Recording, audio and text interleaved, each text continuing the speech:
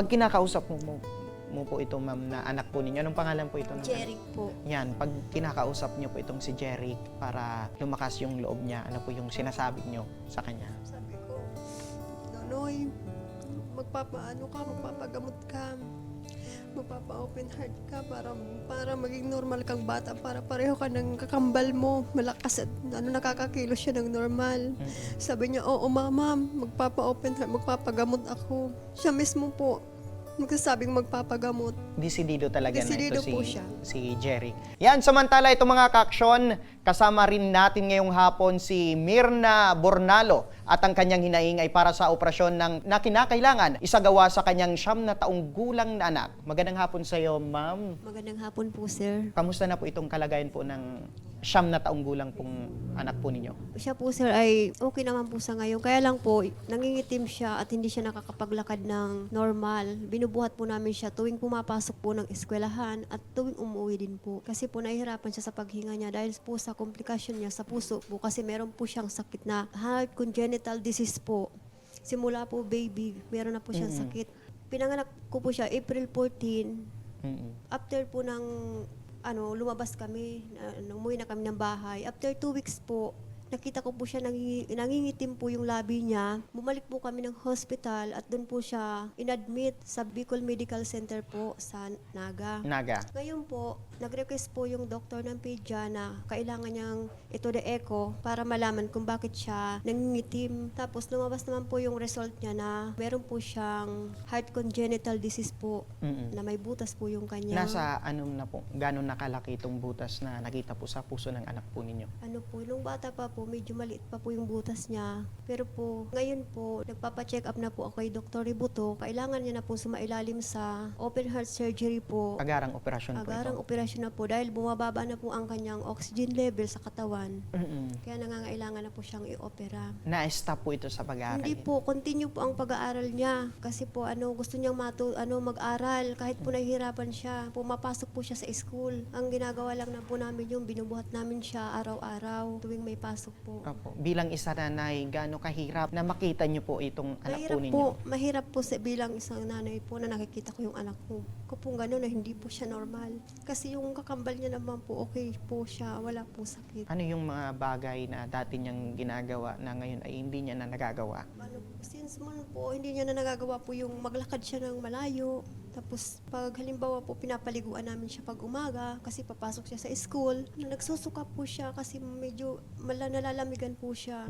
Tapos parang nangihina po siya parati. May araw ba, ma'am, na kinumbinsi mo itong anak po ninyo na tumigil muna sa pag-aaral para sa kanyang kondisyon? O talagang nag-insist po talaga siya na kapag-aral talaga? Gusto niya po talaga, sir, makapag-aral. Ayaw niya nga pong magliban sa school kahit isang araw lang po kasi sinasabi niya, Mama, sa sunod hindi ko na alam yung leksyon kasi gusto niya po talagang matuto at makapagtapos din po siya ng pag-aaral. Habang sinasambit niya po yan, mga salitang yan, ano po yung nararamdaman natin? May kurot po sa puso. Bilang isang magulang po, mahirap din po.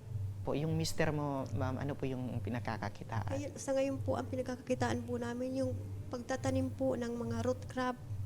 Nagtatanim po kami ng mga kamote, balingoy po, tapos may mga saging po. Yan po ang pinagkakakitaan po namin. Sumasapat naman po, ma'am, yung kinikita po ninyo Hindi naman po sumasapat yung kita talaga namin kasi minsan pag linggo to nagtitinda ako sa Bunker 1 po. Kikita ako ng 700 o 1K. Pinagkakasya ko lang po yung para sa isang linggo namin, pangangailangan. Gaano kahirap, ma'am? Mahirap po talaga. Kaya po, nung pagsabi sa akin ni Dr. Butok na i-opera po siya, nung baby siya, dadalhin sa Philippine Heart Center po. Wala po kaming pera, panggastos at saka pambayad sa kanyang operasyon. Bilang magulang po, mahirap talaga ang kalagayan ng anak. Nung sinabi ng doktor na kinakailangan ng ganitong halaga at kailangan ng operasyon at alam naman natin na wala po kayong pera, ano po yung pumapasok po sa isip po natin? Pumapasok po sa isip po parang, saan po ako kukuha ng ganito kalaking halaga? Kasi po, meron na nga po siyang quotation sa operation niya. October po, isasalang siya sa operation. Meron po siyang malaking babayaran po kami na hindi namin kaya yun kitain or hindi namin alam kung saan kami kukuha ng ganong halaga po na 480,000 po ang kanyang babayaran para po sa kanyang open heart surgery. Aabot ng kalahating milyon ang kinakailangan po ninyo para sa operasyon po ng anak po ninyo. Opo, So, sir. kinakailangan po ito by this October ay maopera na po ito. Maoperahan na po. May schedule na po yung anak ko. Kailangan po October 2, nandun na po kami sa hospital at saka po yung mapuproceed na po yung kanyang operation ng October 3 or 4 po. Opo, naipaliwanag nyo naman po ito sa anak po ninyo na Opo. regarding po dito sa operation. Opo, kasi pag ano po ako nagpapa-check up, nakikita niya po, sinasabi po ng doktor mismo sa harap namin, kasama yung bata na mag-oopera. Mahirap po sa isang magulang. Ang mayroong nararamdaman ng isang anak kasi Yung sakit na nararamdaman ng anak po ninyo ay doble yung nararamdaman bilang isang ina. opo, kasi sa kalagayan niya po. Kasi sinasabi din po ng doktor namin na yung oxygen level niya bumabagsak na kasi 75 na lang po yung kanyang oxygen level. Dapat po mataas pa, dapat mag 100 lang. So talagang dapat agapan na. Kung maagap na dapat ay maopera na po itong Opo, kasi anak po wala ninyo. pong gamot na ibinigay sa amin na for maintenance. Ang ano lang po, ang kailangan lang yung open heart surgery para po yung butas at saka yung meron po siyang baradong ugat. Pag kinakausap mo po ito, ma'am, na anak po ninyo, anong pangalan po ito? Jeric po. Yan, pag kinakausap niyo po itong si Jeric para lumakas yung loob niya, ano po yung sinasabi niyo sa kanya? Sabi ko, Nonoy, magpapagamot ka, magpapa-open heart ka para maging normal kang bata, para pareho ka ng kakambal mo, malakas at nakakakilos siya ng normal.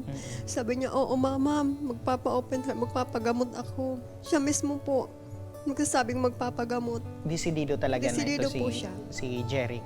Ano daw po, kung nabanggit niya sa iyo, nanay, ano daw yung pangarap niyang maging pag nakapagtapos siya ng pag-aaral? Teacher po ang gusto niya. Teacher, yung kumbaga makapagturo sa Makapagturo po sa mga mga katulad niyang mga kabataan. Pero nung nalaman mo na kinakailangan na talaga ng operasyon itong si Jeric, may takot ba, ma'am, na naramdaman ka? Meron po, may takot din po kasi yung pagpapa-opera hindi naman po natin alam kung magiging okay talaga kasi open heart po siya. Tapos may kerotid po sa puso ko. Kasi tuwing naglalakad po ako ng mga ano niya, parang napapaluha po ako sa jeep. Kasi sa ganung sitwasyon po na yung anak ko kailangan siyang open heart. Sa tuwing gabi, ma'am, ano po yung ipinagdarasal po ninyo? Ipinagdarasal ko po na sana gumaling siya. Makasama namin siya habang buhay. Kasi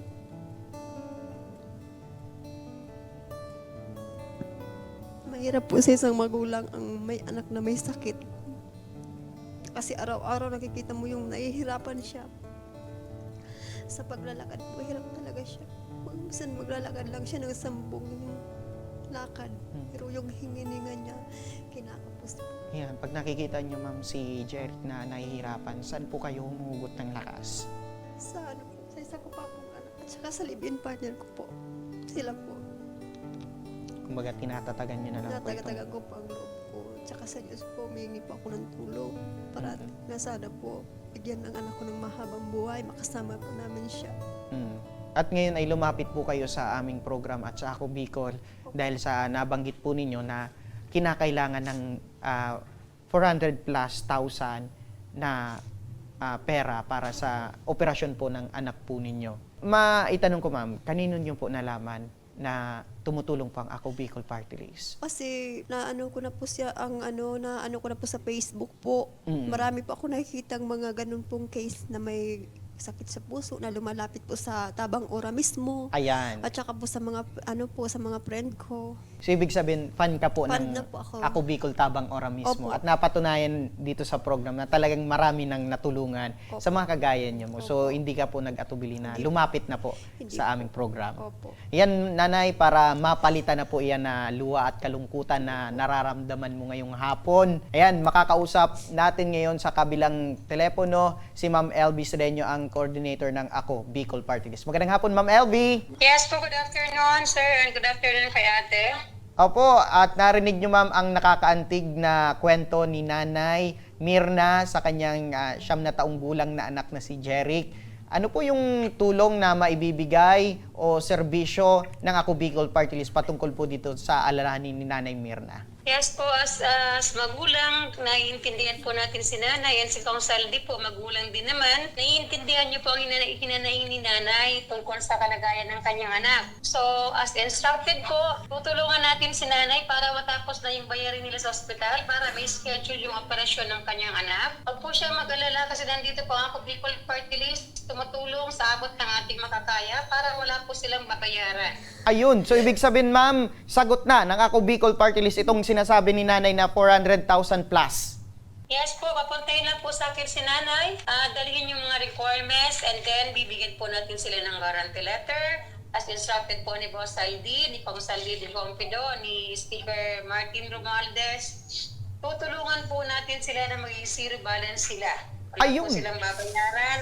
Problema na lang yung pagkain nila sa ospital, upon admission ng pasyente, kung may mga laboratory test po. Meron pa mga gamot na kailangan, available po sa atin dito, sasagutin pa rin po natin. Ayun, nanay, sagot na ng Ako Bicol Party List itong inaalala po ninyo. At maliban po dyan, kung merong gamot na available po sa ospital, ay sagot na rin ng Ako Bicol Party List. Ano po yung nararamdaman po natin?